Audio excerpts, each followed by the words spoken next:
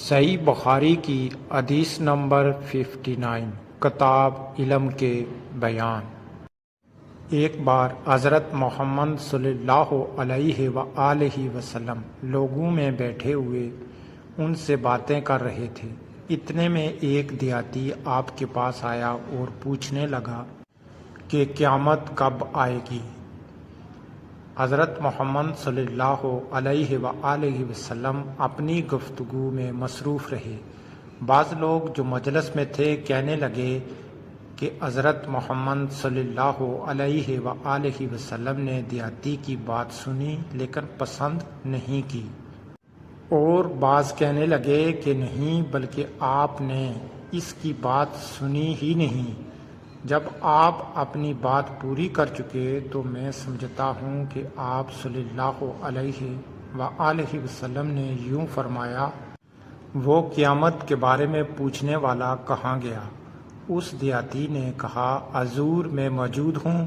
آپ نے فرمایا کہ جب امانت ایمانداری دنیا سے اٹھ جائے تو قیامت قائم ہونے کا انتظار کر۔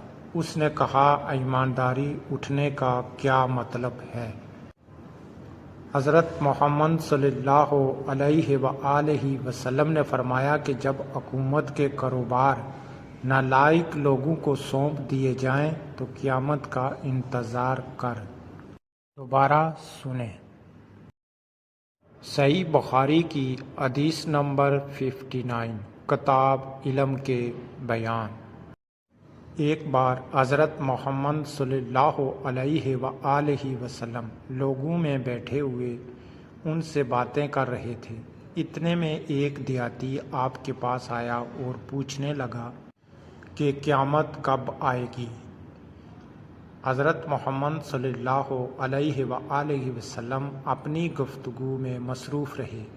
بعض لوگ جو مجلس میں تھے کہنے لگے کہ حضرت محمد صلی اللہ علیہ وآلہ وسلم نے دیہاتی کی بات سنی لیکن پسند نہیں کی، اور بعض کہنے لگے کہ نہیں بلکہ آپ نے اس کی بات سنی ہی نہیں۔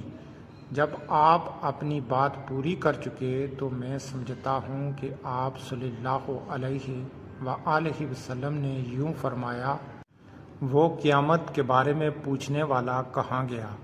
اس دیہاتی نے کہا، حضور میں موجود ہوں۔ آپ نے فرمایا کہ جب امانت ایمانداری دنیا سے اٹھ جائے تو قیامت قائم ہونے کا انتظار کر۔ اس نے کہا، ایمانداری اٹھنے کا کیا مطلب ہے؟ حضرت محمد صلی اللہ علیہ وآلہ وسلم نے فرمایا کہ جب حکومت کے کاروبار نالائق لوگوں کو سونپ دیے جائیں تو قیامت کا انتظار کر۔